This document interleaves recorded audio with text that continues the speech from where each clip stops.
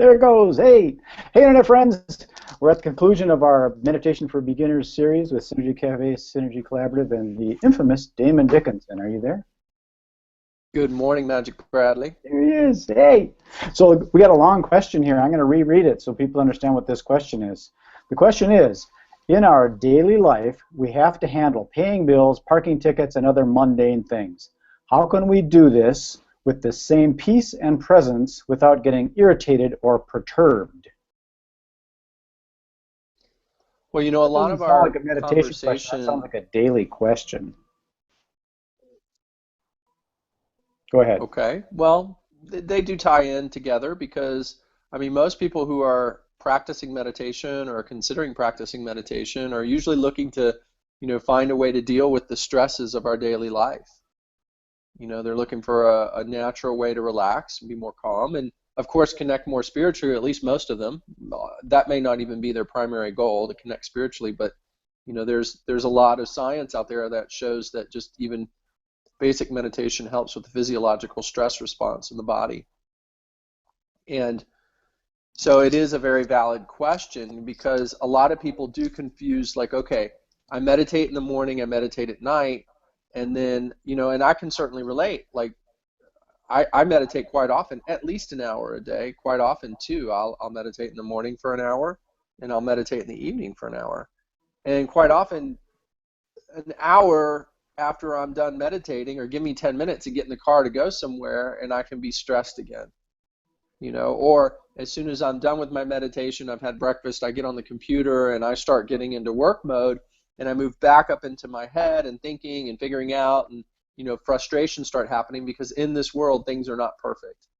Quite often they rarely, if ever, go the way we expect them to or smoothly. And so it's quite easy to experience frustration, fear, all of our different negative emotions, based on those things and circumstances in our life. And I've been meditating for 25 plus years, and I still experience those things because I still live in the world. And so, how do we bring it in? And I've touched on it many times throughout this conversation as people ask, how long should I meditate? How often should I meditate? Where should I meditate? All these basic things, and I keep coming back to the same thing. You have a formal practice, but ultimately we want to bring it more and more into our daily life. So, having our formal practices, more extended periods of time, and then bringing in those smaller little pieces. You and I have been talking too, in and out, in and inside and outside of this conversation about meditation, about how to be more productive. And there are a lot of studies that show, we create these focused blocks of time with little to no distractions other than the task that's at hand, for an hour or 2 hour blocks, and then have a half-hour period of rejuvenation, a time where we completely unplug whatever it is from whatever it is that we're doing and do something else that allows us to disengage, relax, rest, rejuvenate. And that's a perfect time to bring in, even 5 minutes of meditation. Maybe you don't use the whole half hour because you may want to eat, exercise, stretch, and those things as well. But even 5 minutes of meditation once an hour, or every couple of hours can go a long way to carrying our consciousness, resetting, rebooting throughout the day, to let those frustrations and different negative emotions and states that are our main habit, to dissipate So I and have bring a more peace and question. joy and flow in. What's that? Um, it's on the same topic, but I think it's a little bit like co-related, and that's is in meditation, aren't you also accessing wisdom from a higher place while you're meditating? Because possibly that higher wisdom might tell them, you better go check your car because it's in a parking spot and you're going to get a ticket. So maybe, the law of attraction, or manifesting free parking spots or something of that sort, or maybe some different ways of automating your bills so you don't have those stresses in life. Maybe when you're meditating, you'll get some more wisdom so that your life will start operating properly, or more with ease and grace. It's certainly a good proposition, and I've had mixed experiences around that. Meaning, I have actually found that my intuition has increased tremendously.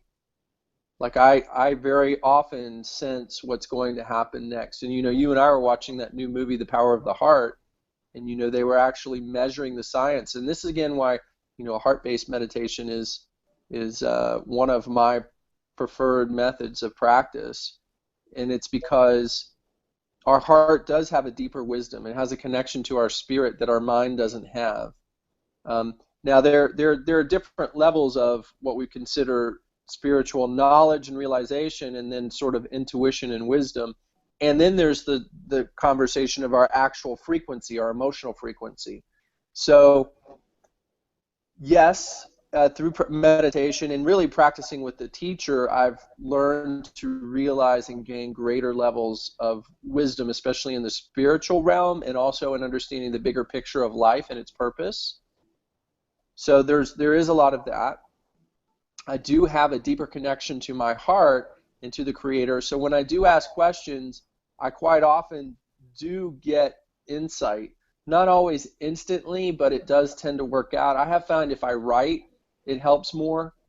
Different people have different ways of allowing those messages and that sort of two-way communication between our kind of human self and spiritual self, and even the Creator, to be clearer. So writing helps me a lot. Some people actually hear voices and see images, and again, we talk about the higher realms. There's, just like we have 6.5 billion human beings in physical form here, there are different levels of spiritual dimension, and there are different beings on all of those different dimensions, and they all have their own opinion and their own experience of life and reality. Doesn't necessarily mean it's the highest or best for me. So they may have more wisdom, they may not, just because they're in a different spiritual realm. And people don't always realize that they may be communicating with another being that's in spiritual form and thinking they're getting the highest or the best information, spiritual guides and things like that. But quite often, through our heart is where we're directly connected to Creator, infinite and eternal. And so it's really trusting our own direct connection to Creator, not another spirit or entity's level of experience or wisdom or perspective on life. So there's that piece. Then there's the topic of, does life flow better, when we meditate if we're at a higher frequency? I really believe it's what we're focused on. I can be highly spiritual and still get in a very negative state and create very negative circumstances in my life. And it actually happens faster. And I'm actually more present and aware to the process, but it still happens. Okay? I can be in deep love and enthusiasm, and again, those frequencies, especially in my heart, do attract more positive experiences to me very, very quickly. So it's really more of sort of what, the instant karma, the roller coaster, the experience of the fluctuation of our energy and our frequency, and how it affects our reality on the outside just becomes faster and clearer. And hopefully we're choosing the more positive energies. For me, it still fluctuates, honestly. And I believe for most human beings it does, and it's getting easier and easier, and the more I practice, the easier it gets. I think the more important thing is really to be in a place of trust. The more that I've had direct connection to Source, which has come through my practice of meditation and prayer, that we truly do live in a benign universe, that the Creator really does want to help us and bless us in our life in every way, and I can feel that tangibly, and I can see it in my life when I surrender to that in my heart, then my internal energy and experience, even if something on the outside isn't happening the way that I think it should, whether it's a parking place or enough money or a relationship, beautiful relationship comes to an end, whatever it may be, or my work or career is moving in different directions, people get sick, different things happen. The life still happens. Yeah, and I think a lot of that ends up being how a person perceives the issue that's happening to them. Yes. Like a quick story, and we don't want to make this again too long. I know we got stuff going on, but I was working on a project in Minneapolis that I was developing, and it still may come to more fruition. I did it a couple of times, but it was called the Peace Police. And as I was developing this, what it is, it's people that are rewarding people for doing good things as opposed to punishing them for doing wrong things. And I needed to have a citation booklet of some sort, so when someone helps someone walk across the street or does an errand for them, they can get a citation written out for them, and that citation they can exchange for a prize or a gift. And as I was working on this project, I got a parking ticket. Now I looked at it and said, I needed that parking ticket for artwork. It's reference artwork. I needed to use that artwork to develop that citation that I was doing for the project. So, right. and I was meditating at that time, looking for ideas and concepts on the project, and I might manifest that project someday, resurrect it. But wonderful, and I do admire your ability to turn things around and see the bigger picture, and how things fit in. I've noticed that about you. I really appreciate that about you, and that's great. I like lemonade. And there you go. And that is about life. I mean, there's the Zen koan. There's a story about so this old man had a young son, and he went out, and they were very poor. They were farmers, and the young son goes out looking for work and comes back with this herd of wild horses. And the whole village is like, oh, you're so lucky. You now are so wealthy. You have all these horses. And the old man says, maybe. We'll see. Could be. And so while the son's breaking, trying to break the horses and tame them, he's bucked off and like shatters his leg. And the villagers go, oh, we're so sorry for you. Your only son, he's damaged his leg. He'll never walk again. He's crippled. So sorry for you. And he goes, oh, maybe. And so the next week, the army comes through the village to recruit all the young men to go to war. And because his leg was shattered, they didn't take him. He was left behind. So then the villagers say, oh, you're so lucky. Your son gets to stay with you and live his life because he shattered his leg. And the father says, possibly. We'll see. And the story continues on from there. But it's the circumstances of our life still happen. How are we flowing with them? How are we being more present with them than judging them right or wrong, good or bad, and getting caught up in the emotions of them? And so that's really the more important piece than, oh, because I'm at a higher vibration, things are going to get easier for me. Because it's really easy then to go, oh, well, things aren't getting easier, or something happens and it's unexpected, and we can get thrown into negativity because our expectation is life's going to be easier now.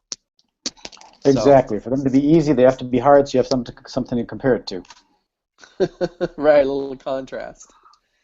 But anyway, again, I think the key is that we bring meditation into our moment-to-moment experience. This is our final beginner meditation hangout, So yeah, anybody wants to connect, this is our final one, and there will be others, maybe at the intermediate or advanced level, I'm sure. So that's it. If there's anything else, Damon, you want to share, go ahead and do that. Other than that, we're going to sign her off and put a bow on. Well, just a lead into our next level of conversations, which is, with the Abundance for Life, which will have a lot of meditation and being present within it. So I look forward to having those conversations with you. Folks can certainly join me on my website, Heart Meditation for Beginners, and continue to learn more. Hopefully we're going to be setting up some classes soon. And so we'll have a beginner meditation class coming up, but you can get more information on that, again, from heartmeditationforbeginners.com, or look up Damon Dickinson and Meditation for Beginners. Both online and on site. Yes. Okay, peace, love, and happiness. Thanks again, Damon. Enjoy your day. Thanks, brother. Happy spring. First day of spring. Yes, it is. I feel it. Okay. Yeah.